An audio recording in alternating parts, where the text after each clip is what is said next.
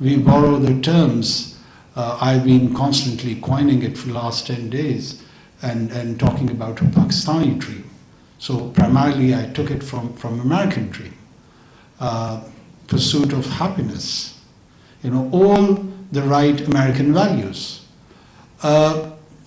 Diversification.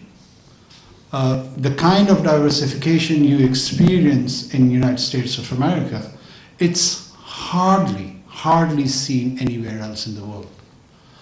It's tolerance. It has its own challenges. I'm not trying to portray as it's a small component of heaven. It's still part of the earth and it has all the earthly ills. But at a larger scale, the society is very tolerant. Then what they have produced in the last 200 years in the realm of knowledge and skill, it's amazing. Who could have thought in 17th century that there would be places like Berkeley and Yale and Columbia and Boston and Harvard? But they've done it in just 2 centuries. So the rest of the world has it to be envious of the United States, or it has to learn and benefit from it. So we do not believe in that irrational negative energy which has hysterical responses towards countries, towards societies, towards nations. I would like, and I personally believe, that we have a very healthy, engaging and positive sort of vibes towards the United States of America. And we've got a history for that. Don't forget that we are the country. There would be people who would be telling you that, OBL was recovered from Pakistan. Don't forget that the capitalist system's frontline state was Pakistan. The entire GDP of the Western Hemisphere, probably it is 20, 30 or 40 trillion dollars. It is preserved because we fought a war with Engels and Marxist ideas where the Soviet regime, along with the whole of the Eastern Europe, was giving and demonstrating an alternate political system and economic system. If we wouldn't have fought from 1979 to 1989, the $30 trillion of the capitalist economy probably wouldn't have been there. We contributed towards that. I'm not taking the entire credit for it, but we were in the forefront. But I feel at times we fail to articulate what have we contributed towards the global peace, towards the global security, towards the global economic and financial institutions which are now religiously followed everywhere in a very sacrosanct manner. We have contributed towards the establishment of all those systems. So that's how I see, or we see, I is the wrong pronoun, because I represent at the moment the entire state of Pakistan. I see it in a very positive light. Yes? I'm a first-generation Palestinian American from Chicago. And one thing that you actually just reminded me of in your mention of socialism and socialistic values is income inequality, which my country, the U.S., deeply suffers from, and I think we're witnessing deep fractures in our unity and core values that make America America. And one thing that I recognized in my travels to Islamabad from Anwar was some of those same issues are present in Pakistan. I think have been on the rise over the last couple of decades pretty dramatically. And so I'm wondering what you think has been the vision for the common man in Pakistan, and what strategies and policies has the government of Pakistan pursued, and maybe what lessons can other people in other nations learn from that? Let me briefly respond to that. Look, our 7 decades of existence, we had a lot of challenging times. We are living in a political milieu where the two greatest military mights which are documented in human history, one was Soviet Empire and the second was the alliance of US and NATO and ISF forces. They came in this region and remained here respectively for 10 years. So it has implications, it has a lot of implications for generally for our society, and at the same time, in the manner our state building institution or nation building project, if we could call it a project, it has responded in this environment, and many external realities have shaped our choices, in which at times our democratic dispensation has been on discontinuation, sometime our priorities to deliver to a common man, to which you are referring, has been out of context. Our priority list has reversed. Our spending spree has been on issues which has been of utmost importance to us, in which the existence, the political, economic, and other social rights of a common man has not been on priority. What does that mean? That we lack vision? No, this is not the case. We do have a vision, and we are trying to express and realize those vision in the greater value system on the basis of which this country was created. Two countries craved themselves out of religious inspiration or ideas, at least in modern history. One is Pakistan in 1947, and the other is Israel in 1948. And both, they have taken altogether different courses, and they have different destinies, different circumstances. We are here with the population. Over there, it's at a very demographically at a disadvantaged position. Numerically, they are not that much. But both live in an environment where the security imperative has been of utmost importance. If you closely, you delve in and you dig out, again I would say these external factors were determining our choices. I personally feel we are settling down. We are in, the dust is settling down, and the common man is becoming the nucleus and the entire idea of the relationship between state and citizen. We are transforming towards that. The ideal is that we develop that social contract, we express that social contract in which the rights and the responsibilities of the citizens are ensured, and vice versa. The state should also have its own rights and responsibilities. So it's a two-way, it's a dual carriageway. It has to come both ways. And I don't know whether I'm using the correct analogy or not, but that's how the modern nation states, I think so, are surviving, are improving, and delivering. I hope once you come next, whenever it is, and I hope it is soon, you will start feeling the changes in that direction. My name is E'zam from Harvard Business School. So I'm one of the few who plan on flying the next day back to Pakistan right after graduation. So my question, of course, with that background would be about the financial policy. I've been following Pakistan's financial position in the recent times. Luckily, we were able to secure the IMF thanks to the team efforts. I think Mr. E'zam did a great job in negotiating that. But then again, like, how many times do we have to go to IMF? How many times do we have to go to external sources out there? I just have a question to you about your next a couple of months, couple of years, may your tenure be a great sign for Pakistan's financial success. How do you plan, or what are your plans regarding the structural reforms when it comes to rebuilding Pakistan and bringing Pakistan back on that track where our forefathers, once lived in, and where our children will be proud of living in a nation and will be proud of being a self-sustainable nation?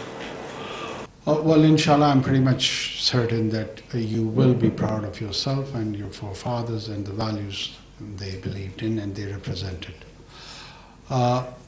In short, IMF, I wonder why it is being treated as foe. It's not a foe. Neither is it a friend.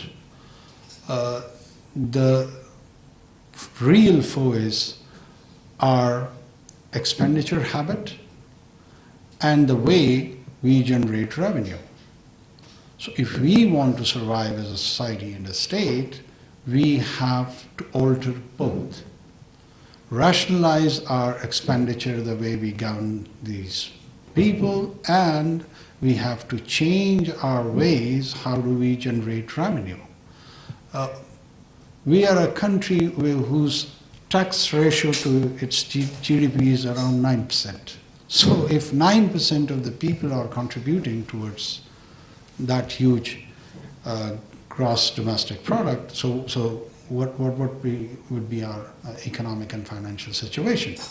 So how do you do that? We are trying to contribute in our limited stint, which we understand it's a constitutional order and it would be there for a few months. How to bring non-documented economy and enhance the tax network? That is the answer.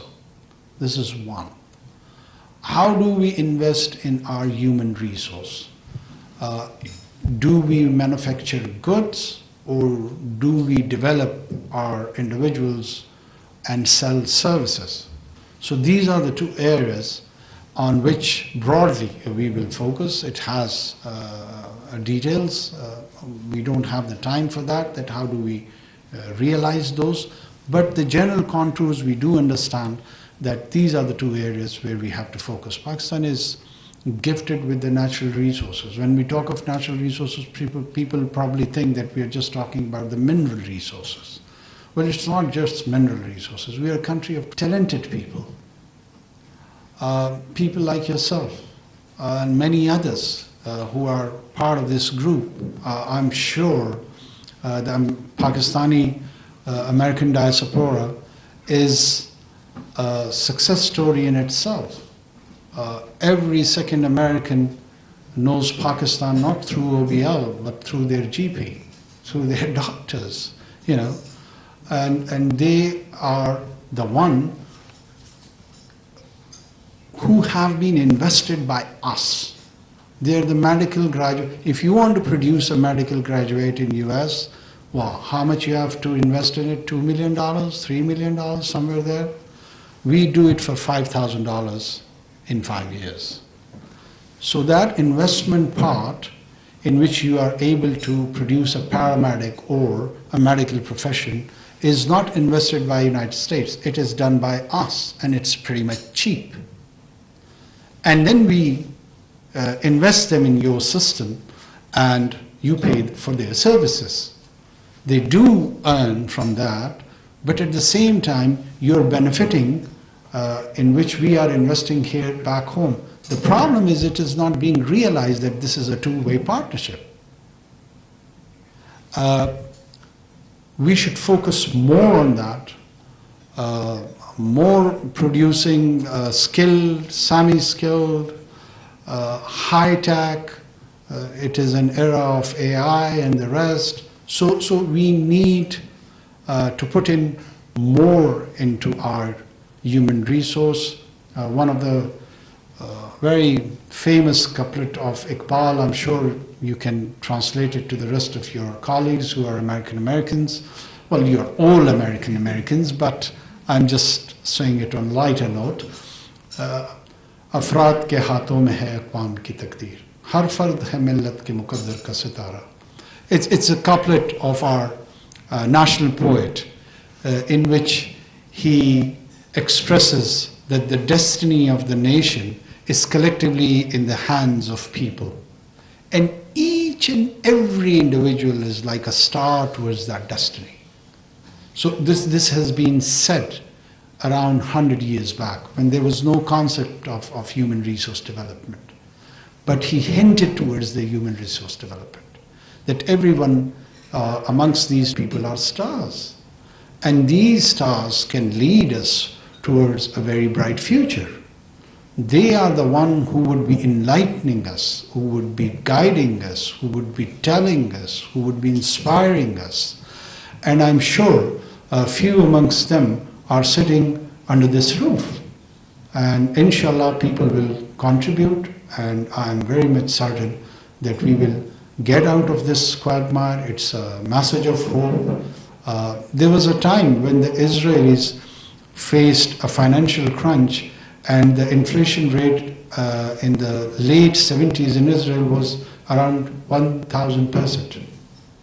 But they sat there, they put in the right policies, they focused on recovering their economic woes, and they did it. And I'm sure we're going to do not just that, but we're going to do better. Yes, please. Yeah, you. My question is regarding the future of democracy in Pakistan. As is evident from our history, we've experimented with different kinds of political systems, and they've not always been successful. For the past 2 to 3 terms, we've been a democratic country, but in the 7 decades that we've been free, there has not been a single democratic government that has completed a term. But when we look at our neighboring country of India, they have a thriving democracy. What do you think is the future of democracy in Pakistan, and when can we expect a government that would actually complete its term? Well, first of all, the completion of tenure of any government is not, or incomplete completion of the tenure of a government is not at all undemocratic. The democracy gives guarantee to the strength of the parliament. And in Pakistan's case, last 15 years, post-2008, we had 3 successive complete stints of parliament. And in Westminster model of democracy, you do change the governments through parliament, through constitutional means, and that has been the case in Pakistan. In order to avoid purge and a coup, you have to agree on this principle that the members of the parliament has the inherent right to emplace a government or replace a government.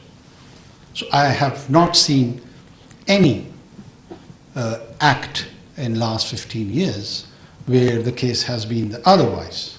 Secondly, to the broader question of what is the future of democracy in Pakistan, the bigger question is, what is the future of democracy at a global scale?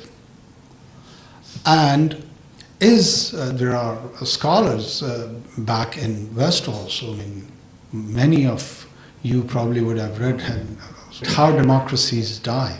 One should read that, one should learn through that. And there is another reference of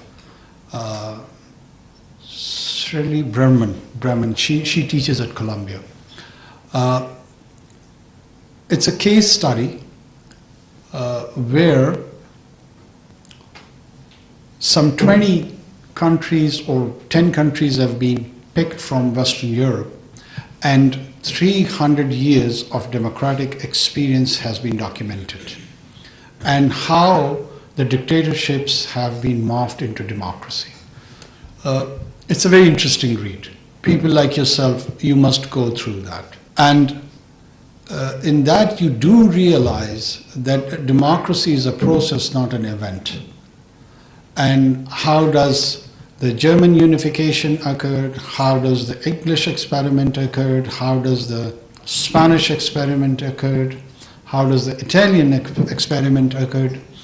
It's a guide for the transitional democracies. And then when you generate the conversation about democracy, there's a very important angle that you want to create a liberal democracy or an illiberal democracy. Yes, in our neighborhood, the ritual of democracy is being exercised for last 7 decades. But is it heading towards electoral autocracy? That is the question which needs to be focused more. And is it leading towards liberal democracy or an illiberal democracy? But is it this kind of democracy you would envision and you would want to have for United States of America? Fair enough. Or United Kingdom or France? Is this the old principle of laissez-faire, the French secular constitutional principles? I don't think so. So, bringing it back to our region and then to our country, we are committed and we understand that the performance and participatory idea of democracy is what is needed. We would encourage that, we would try to realize that, but at the same time, when you have to strike a balance, there is a rule of law and then there is a rule of order. That social order can never ever be compromised for a rule of law. Sometimes, there are many scholars in the world which tells you that you have to operate in the law while outdating the law, when you would be operating in emergency laws. It's a wholesome idea, it's an entire discipline which is being taught in different universities, that when there are extraordinary situations, how does the normal law operate? In Pakistan's context and in our experience, there are times where the normal laws get suspended, or the normal laws are not fully implemented, or the normal laws are not solution to the kind of challenges we face, like our security challenge. What do you think that if we would have applied our normal policing laws, we would have countered suicide bombings, which, by the way, have happened in thousands of numbers? Of course not. So then the priority is that first you secure life. When you secure life, you secure social and political order, then later on you go for the issues of civil liberties, democratic principles, so on and so forth. So you have to strike a balance. And the entire arrangement of the universe, to be honest with you, if I observe it and if I try to comprehend it and want to express it in one single word which can reflect its basic principle of existence, and that is balance. It works on the principle of balance. You cannot just take an extreme position on anything. Whatever I'm saying is still challengeable. All I'm trying to do is stimulate the thought process, and you try to look at it with another perspective as well. You may learn something from it, or you at least, it would lead you to explore further something, and you will delve in, and you may learn something new which has not even come out from me. So that's how the process should go. Thank you so much for having us. My name is Rida. I'm from Karachi and I'm also an MBA student at Harvard Business School. Like Osama, I also plan on coming back to the country after graduation. Welcome back. Inshallah. My question to you is, people like us, most people decide to stay back in the States or abroad after completing their education, or if they go abroad for work, which is resulting in a talent drain in the country. You can say that some of our most educated, talented individuals are actually not residing in the country but are abroad. What do you think are a few measures that we can take to tackle this challenge? And what can we do? What is our role in this? And how can we encourage our peers to also come back and give to the country and serve the country that we love so much? Thank you. I'm being trolled on Twitter for last 48 hours on one of the comment which was incomplete, which I exactly tried to explain this phenomena. And I'm glad that you have raised it again. First of all, for me, the people who choose to remain either in the United States of America or in Europe or in Australia, anywhere in Western Hemisphere mostly, it's not a challenge. It is an opportunity also at the same time. They go there, they contribute positively to their host societies, they become the bread earners to their families, and indirectly we benefit from their remittances. So I hardly see it in negative terms when the young people are going towards the Western Hemisphere, trying to grab opportunity over there, trying to prove themselves. Their individuality shines over there. It has to offer so much in terms of opportunity. Why do I have to take it as a challenge? I think so I should be encouraging it. I should be promoting it. I should be supporting it. It is a skewed angle where people talk about it and they say that, oh, people are living out of despondency.